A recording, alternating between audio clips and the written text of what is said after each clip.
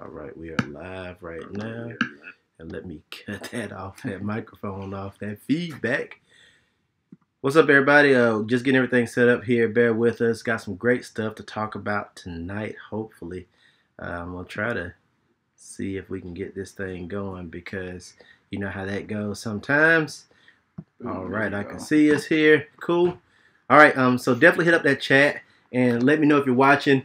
Me, Chris, I'm here again. Josh is here. We're going to be talking. We got some great stuff to talk about tonight. I will be checking. What's up, guy?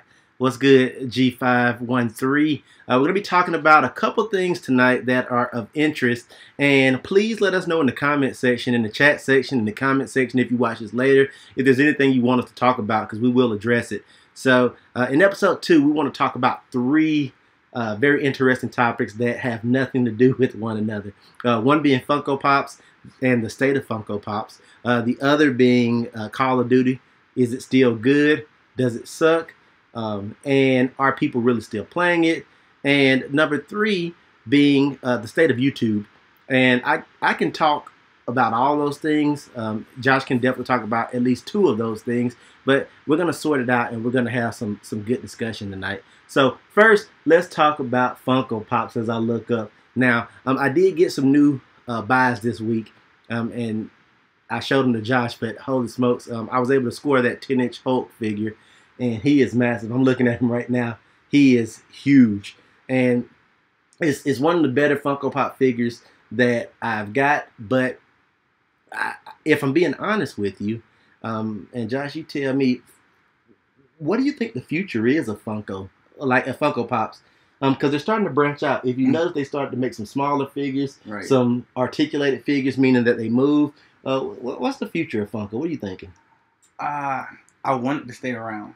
I just hope it's not, as I say, flooded the market. It's too much. Yeah. Because when it's too much, it's going to end up dying. And it's pretty close to too much right now. It's everywhere. Like, I'm just looking at my collection, and my collection is tiny in comparison to what some people have. Your collection is smaller than mine. It's trying to but it's growing. And it's just one of those things that when I look at this and when I look at all these different pops that I have and all the little Dorbs, which is another Funko product, right, it's bordering on being too much. And that's so important that I think about something my mom used to collect back in the day called Beanie Babies. Most of y'all probably don't even know what a Beanie Baby is, but look it up.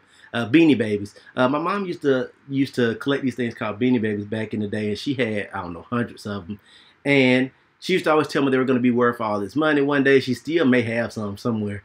Moral of the story is the market completely fell out, and they end up being worth nothing.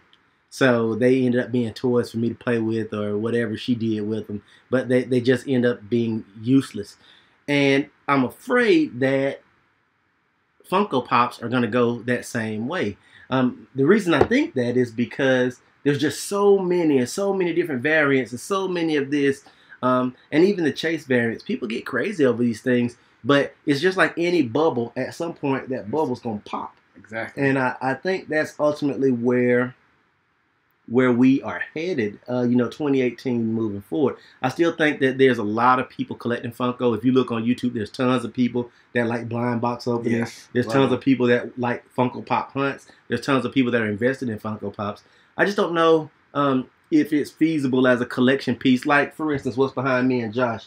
Statues are always going to be collectible because there's a extremely limited number, and that's where the collectability lies in, the limit. Exactly. Yes, the limit. And when something's not super limited, it's just kind of like, And when every year they're going to come out with a different version with a slight variation, it's kind of like, It's almost like what I used to collect as a kid is Pokemon cards. Pokemon cards, yes. I thought they were going to be worth something. I got every single one. And they still might be. You don't want to check on that. They might be worth a little bit of something. We'll see. I got the original ones. I'll look them up. Let me know.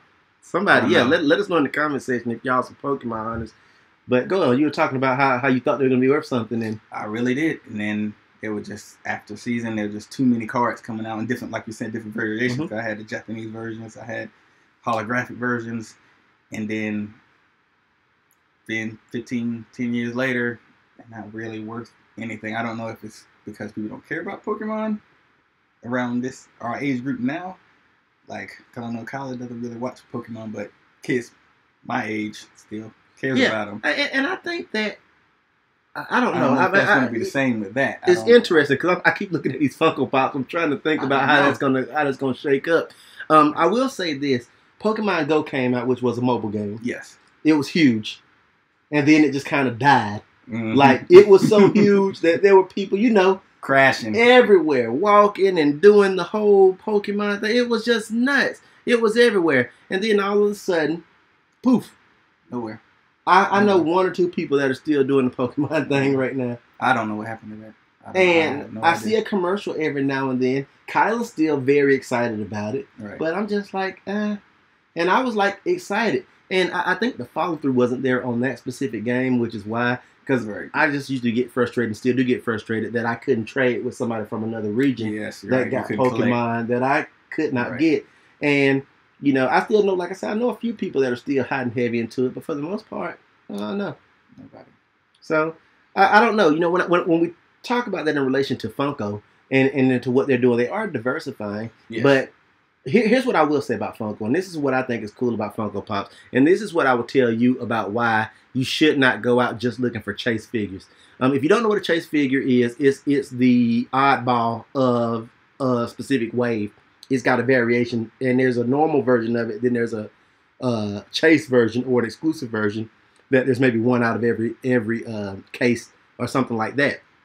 And what I will say about Funko Pops and collecting Funko Pops is it does give you an opportunity to, in figure form, get a character from a TV show, a cartoon, anime, you name it, that you might not ever be able to get otherwise. Yes. And that, to me, is what makes Funko Pops valuable.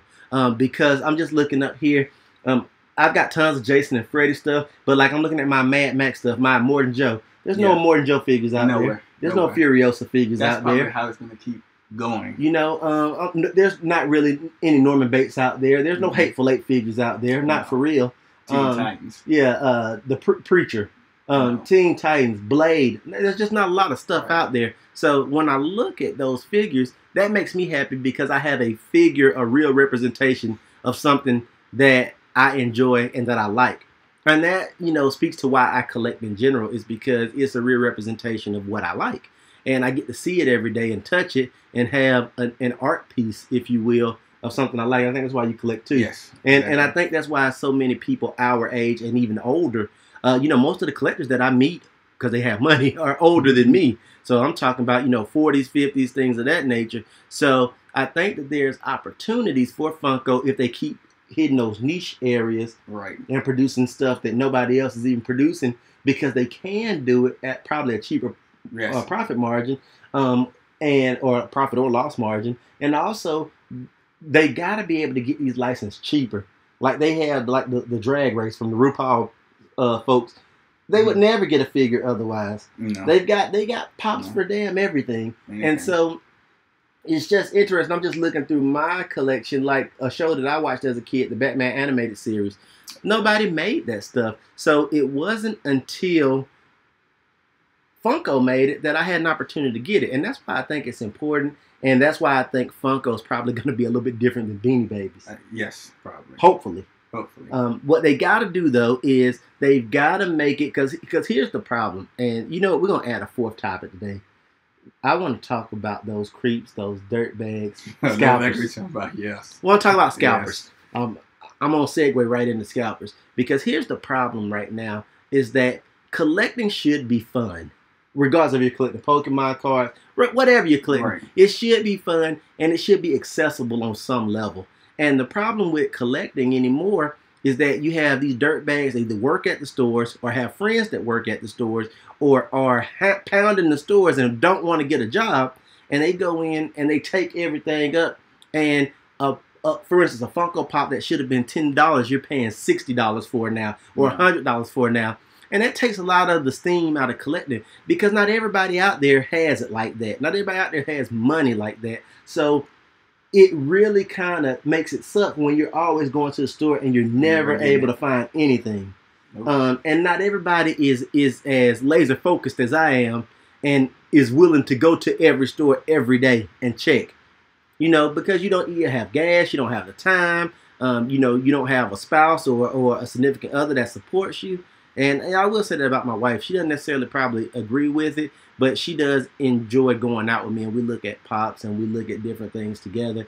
And I buy all this stuff because she knows it makes me happy. And, you know, I appreciate that. And I try to make sure that I support things that make her happy as much as possible.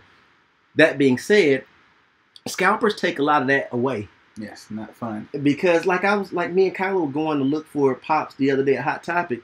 And this dirtbag was walking out with 2 full bags of stuff because they don't have a limit at my Hot Topic. So he was just holding 2 bags and he had cut his eye because I've seen him several times. Right. And he like looked at me like, haha, you snooze, you lose.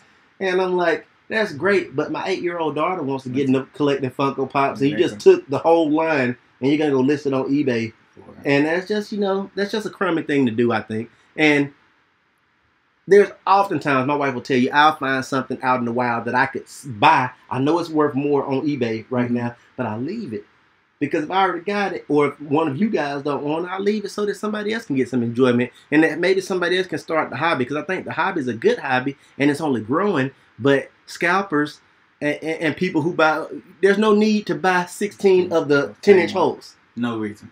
But, you know, people are doing it, and it's just frustrating. So it's the kind of thing like that just makes you just want to, you know, give them the business, right. You know, move some furniture in a small corner, you know. But, you know, it is what it is. Let me know what you guys think about that in the comment section. It's just very frustrating, and I hate that because I think that it just takes a lot of the fun out of it, and that's just unfortunate. So, yeah, that's Funko Pops. So, final word on Funko. Pass, fail, you think they're going to stay around or you don't know? Long as they keep on making pops for like when movies first come out or shows first come out, and they just keep the price the same, I think they'll be around for a while. Hopefully. Yeah. I don't know about resale. I don't know about that, but I think they should be around for a while. Yeah, you just made an excellent point too, and that's why I got Josh here, because he's just like feed off of resale. I don't buy stuff to sell it, but I always do think about if I had to sell it, could I get something for it? And I think you guys should do that too. So just a little something, a little pro tip, you know, buy the things you love, but I always think about worst case scenario. If I needed to unload something, could I? And, you know, I think you'll be okay. You know, I don't buy any of this stuff, in my cameras, anything, planning to sell something. Hope I never have to, but you never know what happens in life. And if you do, you want to be able to, you know, to recoup as much of your investment as you possibly can. And so, you know, buy what makes you happy. You know, do what makes you happy. That's what it's all about. Just stay away from scalpers, and if you find them, you know, you can push them out the way. Right. Say something mean to them. Don't assault them or go to jail, but just say shame on you. You know. All right. Next topic. We talked about Funko. Let's go ahead and get into Call of Duty real quickly. And I'm going to be talking about Call of Duty because let me tell y'all about Call of Duty real quick. So check this out.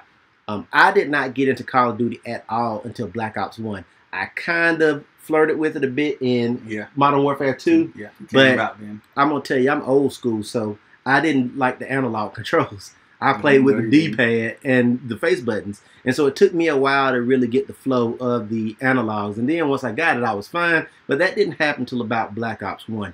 So for me, Call of Duty is still relatively new. There's a lot of you guys been playing since COD 1 or since Modern Warfare all the way up. Modern Warfare 4. And I didn't play all those games. So I have no idea about this glory days of Call of Duty. Right. I've only been playing like the glory days to me. And a lot of people do say the height of Call of Duty was Black Ops 1. Where it was hitting on all cylinders. And a lot of people have gone back to that game. Did you know about 5 nights ago, there were over 100,000 people on Black Ops 1. What? Yeah. Dead serious. Online. Playing online. Over 100,000 people were playing Black Ops 1 online, which had to either been on the PlayStation 3 console or had to been on the Black Ops on the Xbox on the remastered. That is amazing. Dead serious. That's amazing. So it's crazy. That's what I said. Wow. Lee says I'm so bored of COD now. We're gonna get to that. We're gonna talk about that here in a second. But back to my story. So when I started Black Ops, I was an adult, obviously, but to me, I'm still like all excited when the Call of Duty came out because I've only gone through. Now I will say Advanced Warfare and Advanced Warfare 2. What was Advanced Warfare? What was the other one? Call of Duty? The last one after Advanced Warfare. There was Advanced Warfare, and then there was Infinite Infinite. Warfare. I didn't play that. Both of those were No, 2 thumbs garbage. down. Horrible. But Black Ops 3 was pretty good. Black Ops 2, I really came into my own. Started to become a slayer. And I like Ghosts. A lot of people didn't like Ghosts. But the maps were big, but I thought Ghosts was okay. It was slow, but I like the Michael Myers and some of the other things about Ghosts. Play that. Yeah, that was pretty cool for what it was. But it wasn't a great game, but it was okay. Now then, as we keep going forward, I don't know what's going on. Understand that there are these supply drops that suck. Each Call of Duty, they're worse every time because they want you to spend money, obviously. And I'm trying to go out there and do the orders and stuff to earn them, but the supply drops suck. The kill streaks are even worse, specifically in World War II. Oh my God! If you guys haven't played, I'm sure you have. The kill streaks, I run about a 2.2 KD in COD World War II, which is what it is. Because I don't believe that unless you're playing competitive, KD should matter, personally. But I just use that as a preference to say that I'm not the sorriest person. I'm also not the best. I'm just somewhere in the middle. This game is all over the place. And the supply drops are garbage. The game as a whole, though, is oddly fun. And I don't know if it's fun because I have my team that I play with all the time and we're talking and goofing off. We're going to play tonight, as a matter of fact. I don't know what it is, but I am enjoying playing Call of Duty again. And I really have, at a rate that I haven't enjoyed since the early days of Black Ops 3. So I want to talk to you about a couple things about Call of Duty. I want to ask you a couple questions as a longtime connoisseur. Number one, is Call of Duty mostly hype, or is it legit? Is it game? Is it a legit Titan good game, or is it mostly a hype train at this point? 2018. 2018 is hype. It's not a Titan like it used to be. It's been the same kind of game year after year after year. They haven't done anything special to me. It feels like the same. Lee said the supply drops are making all the money. You bet you. Damn right they are. You bet you. But it's the only problem why they haven't changed Call of Duty forever. No competition. But they have changed. So check this out. Look at the quality of kill streaks from Black Ops 1. The chopper gunner alone. The attack dogs. Some of the things. They had to do that because of, But how have we gone from that to now? You need, what, in domination on World War II, 8 kills to get a darn UAV? That is true. You do need 8 kills. What is that all about? Trying to make it even. They didn't want... Because, people who have more kill streaks get more kills, and a lot of kids can't get kill streaks. But that's not... Listen. You know what I mean? Let me tell you guys another thing. When I first started Call of Duty, I used to get murdered. And I'm talking about murdered in the 3rd degree. It wasn't even close. I was like 6 and 36, 5 and 40. I say that to say that I had to learn and pick up my bootstraps just like the next person during that time. It seems like now Call of Duty is trying to be all inclusive, just like that you get a participation trophy kind of thing. Mm-hmm. And I don't think that caters to the Call of Duty fan base. That fan base is all about pub stomping, and the strongest will swim to the top. The rest will stay as bottom dwellers. And we've gone away from that. You can look at the spawn system, you guys. Tell me in the comment section if you played the games. I'm pretty sure World War II does not even have any spawn protection. I spawn and die immediately a lot of times. And Michael Condrey will hop out there and say that, hey, we have some of the best spawns. I call BS. No. Because, as a person that plays the game, and who's the genius behind Gustav's Cannon? That's the worst map ever made. Yeah, it's just like, game. I was listening to a podcast the other day and somebody was talking about that. I've never played a Call of Duty game up to this point, including the crappy Infinite and Advanced Warfare that didn't have at least a good map or two. This guy has no good maps. always getting shot in the back, Lisa. Exactly. Absolutely. You get shot in the back all the time. I rage quit 3 or 5 matches. Just say, nope, not going to do it. And here's the worst part about it is connection.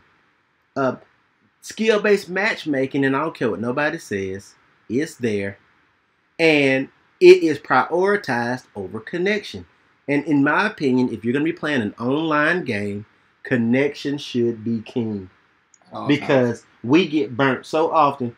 We played a guy last night. His gamer tag was I lag. Oh. He was on the 1 bar. He pub stomped the whole lobby. Could not shoot anybody. Got on top of a guy, snuck up behind him. Nothing. And I was just so frustrated. I just calmly said nope and backed out. I'm not gonna do it. Why would they not go to 2 dedicated servers? They got the money. That's a great thing. They're supposed to start it on dedicated servers. Plenty of games But have it. here's the thing. I don't care if they are or not. Just make the person with the best internet always. So if I have the best internet, I should always be part of the league. Yeah. And just do that. They got to be able to do that from an algorithm standpoint. I just don't understand why they won't do it. But back on topic about Call of Duty and being hype or not. Nothing has come out yet. And there's Fortnite and there's some other games out there that are more open world style shooters. But I'm talking about in that arcade style shooting. A lot of people say arcade shooting is dead. I call BS on that. Arcade shooting is alive and well. People love it. I like it. I want to be able to hop in, play a few games, then go edit for a client or work. Or hop on if my team needs me for a few games, get it done, roll out, and go do something else. Well, that's what makes Call of Duty so addictive. However, the biggest addicting factor has been mitigated, which is kill streaks. Because you're not getting them anymore. When you do get them, it takes me a whole match. I can't get paratroopers in domination until the very end of the match. And they don't kill We're at 182 to whatever, and I might get 1 or 2 kills. And it's like a 20 streak to get paratroopers. And it's like, what's the point? What's the point? And Titanfall is so close. All they need to do is add kill streaks, and they'll be the new king of the block. Got a good game. It's a great game. But no kill streaks. And that's why people don't play it. Because people want kill streaks.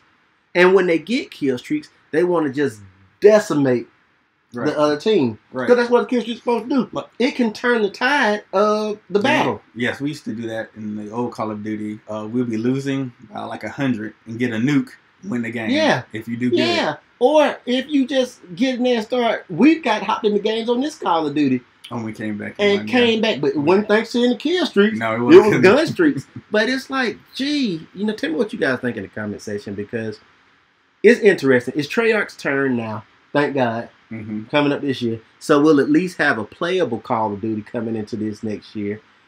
I don't know what they're going to do because I think you can get off track a lot further trying to do something that innovative when you just need to not, if it ain't broke, don't fix it. Just keep making what you got better kind of mentality. And I'm hoping they don't get too far gone, because I think Treyarch has the ability to do it. And I also think that Call of Duty, let me know in the comment section what you think, needs to go to a longer cycle. They need to go to at least 2 years before another game comes out. Yes. And they need to also go to better developers, or maybe even go to one developer and use those other 2 studios for support. Because right now you have Infinity Ward, Sledgehammer, and Treyarch. Right. And 2 of the 3 are boo-boo. So you need to figure something out to stop the bleeding. And it's so frustrating because we are so keyed into making sure that the competitive community gets what they want. You also have competitive playlists, but then you also make the regular pub competitive. And I was talking about this last night. We got a new guy, one of my friends, shout out to Ivan. He plays with us, and we have him playing, and he's new to Call of Duty for the most part. So he's all bright-eyed and bushy-tailed, but it's like, you got to be up on Adderall to play that game. You got to be on your, you can't be half asleep. You can't be chill, just hanging back. You got to be, ready to roll. Especially me with my old man reflexes. I got to be ready because I'm going to get like pooped on by some 12-year-old that's like all bumped up on Red Bull. Oh, yes. And so it's it shouldn't be that way in a pub. A pub should be just what you get. Sometimes you get you lose. Sometimes you win. But every game I'm in is super duper tight, which tells me it's skill-based matchmaking. Oh, yeah. And I feel bad for the other people that play with me because I'm one of the higher ranked people on my team, or one of the higher kill death ratios, which factors in and wins losses. So when I'm the lead of the team, we going into a match, they're gonna be playing people at my caliber as opposed to their caliber. So it's luckily we all maintain pretty good, and I run with a reasonably strong group of people. One lady, shout out to Miss Odie. So we got it's interesting. And I don't know what Treyarch's gonna do. I like David Vonderhaar a lot. I like their game a lot. I'm hoping we get a Black Ops 1-esque game this time around. I don't know. We'll see. You know, the year's going pretty quick. We'll see in about 10 months what we're gonna have. 9 months at this point. But I don't know if I'm going to be a long-term, you know. And I was driving down the street contemplating this the other day. I was like, I think I'm going to go back to fighting games. The heck with Call of Duty, because I was on fighting games for a long time. Hard. I used to be on them really hard. It's like, I'm going to go back to my Street Fighters and Mortal Kombats and just say the heck with it. At least I know what I'm going to get there. But there's something about the camaraderie and the randomness when a Call of Duty game works that's magical. Especially when you're with friends. And I don't know if we're going to get back to that with Treyarch. I don't know. I don't think so. If Call of Duty will ever get back to that feeling that I used to feel, that high that I had. Right. But I'm happy playing this game as opposed to the other Call of Duties. The one last thing I would talk about that I think is ruining this particular Call of Duty is how they determine the kill cams at the end. Oh, yes. That's, you know, I got a bouncing Betty kill the other day. Wiped out a whole team, and it fell on deaf ears. Nobody even saw it but our team. We were talking about it. I think it was probably amazing. That should have been the round-ending kill. Wasn't. But, you know, that's just what it is. I have a love-hate relationship with COD. Let me know what you guys think. Is it a fluke? Is Call of Duty going to be great again? Are they going to ever listen to the standard pub folks again? Or are they going to keep listening to the competitive community? Because the standards are the people that are buying the game and supporting it. Right. And that watch the competitive, if they watch. I've never watched competitive COD. But, you know, to each his own. Get those kill streaks back up. You know, get some good kill streaks going. Get some common sense maps with some lanes in them, where I'm not having to sit in the corner because I don't know where you're going to spawn. And even if I do sit in the corner, you're going to spawn on my head. Yep. It's like, what is going on? And if anybody from Titanfall dev team is watching, throw some kill streaks in there and you got a winner. That's all I got to say about that. All right, last thing I want to talk about tonight, because we're not going to go super long tonight. We're going to try to do this live anywhere from 30 minutes to an hour, just so you guys know. And the more you talk to us, the longer we'll go, depending on what the topics are. I do want to address YouTube because a lot of folks have been asking me inadvertently about what I think about YouTube and partnering and things like that. And the first thing that I will say is that there's still a lot of opportunity on YouTube. If you don't know, a lot of things are going to be shaken out between now and February with YouTube, where they're going to be demonetizing channels that aren't performing at a specific level, and you have to have X number of channel views and X number of subscribers in order to be monetized or partnered. I more than meet that, so it is what it is. I don't make any money off YouTube. I've said that to you guys time and time again. I literally make no money. That's why I work 3 jobs to support all my habits. I do this because I enjoy talking to you, and I enjoy the conversation back and forth. And I think it's very constructive as a diary for me to kind of vent to you guys, and you guys, because I know you probably feel the same way I feel about a lot of things. But for the longest time, there has been a lot of folks that have gotten on YouTube with aspirations and dreams of doing YouTube only and being rich. Right. And I just don't think that that's the right way to go about it. I do recommend that if you are planning to do YouTube, even at a small level, don't buy a lot of equipment to do YouTube. You know, use what you have, be smart and creative with that, but more importantly, think about areas where there may be a niche. For instance, if there's something you want to see on YouTube that you're not seeing, that's probably an area where you should start your content and grow your content. You do have to be consistent. You know, my goal between now and December of 18 is to reach 50,000 subscribers. That's a good number. More than me. I am at 27,000 right now, and I'm really going to push. I have faith that I can get there. It's just a personal thing. I want to get to 100,000. I don't know if I'll ever make it, but I'm going to keep trying, and who knows. But part of my issue has been the inconsistency. I'll go away for a while because I feel frustrated. You know, for lack of a better word, I feel frustrated, and there's so much work and time that goes into putting videos out, even if they're crappy videos, that you just get demoralized if people aren't watching them or people aren't buying into what you're doing, and you can't worry about that. You know, you got to work. At the end of the day, you got to make this content for yourself too. Right. And you have to ask yourself, would you watch it? And that's going to be tough for a lot of people going forward because YouTube is becoming a tougher egg to crack. So what I would say to you guys is hang in there, especially those of you that are thinking about it, and those of you that have smaller channels that maybe just got monetized and are gonna be demonetized. And there's a lot of guys that I watch that collect toys that are in that boat. They just got there, and just like that, it's gonna be taken away from them, and that's unfortunate. But you know, as I was just saying, you got to pick yourself up, and you just got to keep going. And I think you'll be able to do what you need to do. However, you need to be thinking about what's after YouTube and what's also a part of YouTube.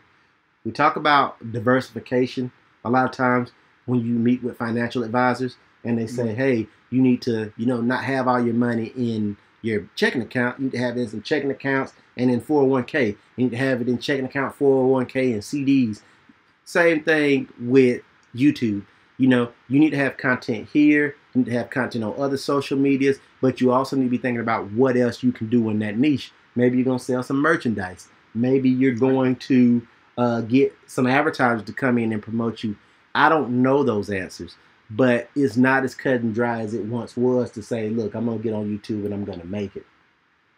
Because it's just not, you know, it's possible, but it's not as easy as it used to be, or as easy as just saying I'm going to make it and having a strong will. There's some things that got to fall in place for you. And, you know, I don't know. We'll see how this shakes out for YouTube. YouTube's changing because advertising dollars are getting tougher to come by. If I'm being honest with you guys, I really and truly want to get off YouTube and go to another platform. I'm hoping that something else comes along that's a strong competitor to YouTube that I can jump on. And I know a lot of people secretly say that, but I can say that because I don't make a lot of money anyway doing this. I make any money really doing this. I want to go to a fresh platform that is going to be competition and be on YouTube so I can be in multiple places. Because for me at this point, it's all about having a platform, and it's all about sharing my opinion and love for technology and for toys and for collectibles and conversation with Josh and talking about movies. And I just want to share it with as many people as I can that are interested. And it's tough to get push on YouTube, especially if you're a small guy and you're kind of obscure and all over the place, which is what my channel is. So I know some of you are probably going to be in that same boat as I am that are out there. Hang in there. It'll be fine. Just make sure that you come up with a short-term, medium-range, and a long-term plan, and you'll be fine. And if you're in one of those boats where your channel is about to be demonetized because of YouTube changing their policy, if you got there once, you can get there again. Right. All right. Last thing I want to talk about real quick. Somebody asked me, and shout out, I cannot remember who it was, about smartphones and what smartphone I'm rocking right now. Both Josh and I are in the iPhone family. I will tell you the reason why I'm in the iPhone family is the same reason I'm in the PlayStation family. What's that? Which is the same reason you're in the PlayStation family exclusively almost now. You generally go where your friends are. Yes. Yeah, because I was on And Windows. That's just what it is. I don't have a Vita anymore. I used to have one, Poo Panda, but I don't have it anymore. I now have two Nintendo DSs, and I have the Switch, and I have the PS4, and that's all I have. I got rid of my Xbox One. I got rid of everything else. But back to the smartphones. I'm rocking the iPhone X, which I really like a lot. It does have some shortcomings. If you guys would like me to talk about the pros and cons, one of these days I will definitely do that in one of these lives or in a separate video. But yeah, I like it. I do want to do some case videos because I rock a lot of different cases. I really like this one because it has the magnetics going on, which is awesome, for a kickstand, so I can prop my phone up and watch content. The Face ID is okay, still a little foreign to me, but I do like it. But you know, at the end of the day, you're going to go where your people are and where your friends are, and that's why I stick with Apple. That and their warranty is amazing. You know, I've never had anything break that was Apple, and I've had iPhones and computers break, and iPads, in fact, and they always either fixed it or replaced it with a brand new model, and you can't beat that. Not saying that other people don't, but that's always been my track record with Apple, so that's why I'm with them right now. If somebody comes out with something new and better, you know I like Sony. I'm shooting with the Sony camera right now, and I also just got a new Sony camera, the A7R Mark III, which I'll show you in the next live. I've been doing some video with it. You may see it before then because I may come out with a video, but it's an amazing camera. We're shooting this with the A6500 in case anybody cares, and the 1018 f4 zoom. And I really like that camera a lot. It's my favorite camera. But I'm big on Sony. Used to be a big Canon guy, but I've been on Sony now for some time. Love them, love them, love them. Go back and check my history. I've done Nikon. I've done them all. But I do like Sony a lot right now. And I like them for PlayStation 2 because that's where my friends are. And so it's not a situation of one's better than the other or one's not better than the other. It's just more a situation of you're going to generally go where your friends are, and that's where you're going to probably have the most success. FaceTime is huge. Yes. The little messaging stuff that we do is huge. And one thing I did not think I was going to like about this phone that I make these guys laugh with all the time is the animojis. I get really crazy with the animojis. I sing songs on them all the time and send them to my friends because that's how I am, and it's great. So I really do. I'm enjoying my iPhone right now. Overall, all of y'all out there that phones got slowed down with that little Applegate, go ahead and take advantage. Get that fresh battery. You'll be right back and running. You know, shame on Apple, but they did come out and apologize. So, you know, maybe that means something to you. Maybe it doesn't. But I do like it when companies apologize, when they screw up, even though they're caught red-handed. But, you know, it is what it is. So, yeah, if you got a Samsung, I still love you. I got some Samsung TVs. I've had a lot of Samsungs. I think the products look good. You know, they are what they are. I don't knock what anybody else has. I just say, you know, more power to you. I used to test Android phones regularly. I haven't, though, in a while because I just haven't felt the need to because, like I said, I'm happy where I'm at, and I'm not doing that kind of channel. There's a lot of other better resources out there than me that'll tell you about the pros and cons and better uses of Android platform versus an iPhone ecosystem and platform. So, yeah, just want to let you guys know that. Got some, I'll be doing a toy haul video soon. I'm probably going to build a controller soon-ish, sometime in the near future. I'm going to do a headset update because I've recently gone back to my Astro A50s, which are the OG first model that came out. My A40s are sitting in the closet right now. I'm on the A50s and I like them. I may buy a new set of A50s in the near future and give these A50s away. They still work just fine, but I may go and buy a new set. I hadn't decided if I'm going to do that, or I may send them to Astro to be refurbished.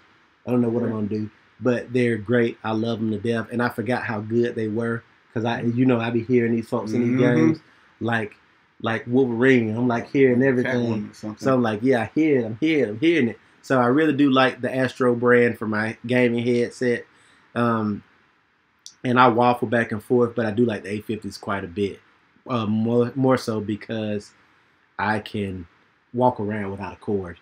Poop Adam said, looking forward to a headset video. No doubt, I will be doing one, and I'll be talking about the pros and cons of the two, because it's really tough. Because I have the brand new A40s, but I have the old A50s, right. And so it's like, which one? And I've used the PlayStation Gold headphones, which are garbage. I've had Turtle Beach. Yes, yeah. You've had Turtle Beach, and those were great headphones. Did they break or finally? They finally broke. They're old. Yeah, but them things was awesome. You can stream music through them. Everything. Yeah, for everything. So we'll talk about some headsets in another video. Headsets, excuse me, because I think that's important. I think there's some great opportunities there as well. I'm going to be looking at new webcam soon because I do want to start live streaming on Twitch. I ain't told y'all about that, but that's coming up too. Maybe at least one night a week when I can, because you guys, I work, and I'm not even joking to you, about 12 hours Monday through Friday each day, sometimes more. So that's why you're not seeing the content that you were. But we're going to do this show every week. I enjoy it. I enjoy having Josh. We're going to be putting out more content, more live content. I'm going to be posting a sample video with the A7R3 that I shot yesterday really soon. So I think that'll be cool. That's a crazy expensive camera, but I will be talking to you about some cameras that you might want to get into if you're thinking about getting into video photo, because I just think a DSLR is the best way to go right now. But, you know, we'll talk about those things because that's what we're here to do, is talk. So, anyway, that's a wrap. I'm Chris. That's Josh. And we will see you next week. Same place, around the same time. Take care. Have a great week. We're out of here.